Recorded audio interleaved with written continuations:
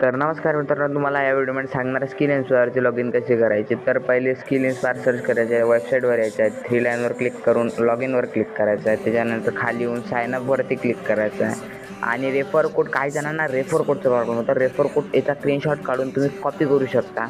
तर याचा कॉपी करून घ्यायचा आहे. त्याच्यानंतर ई-इलेट पॅकेजपासून हे बजेट फ्रेंडली पॅकेज असतं. हे 599मध्ये मिळतं आणि हे बजेट फ्रेंडली पॅकेज असतं. जास्त काय नाही याच्यापासूनच सुरुवात करतात.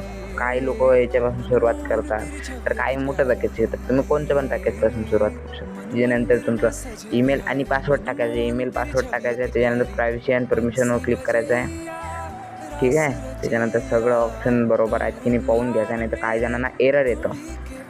तर क्रिएट अकाउंट पेवर क्लिक करायचं आहे. क्लिक अँड पे आणि खाली जायचं. थोडंसं खाली गेल्यानंतर तुम्हाला तिथे पे विथ क्रिएट फील्डवर क्लिक करायचं आहे. क्लिक केल्यानंतर थोडंसं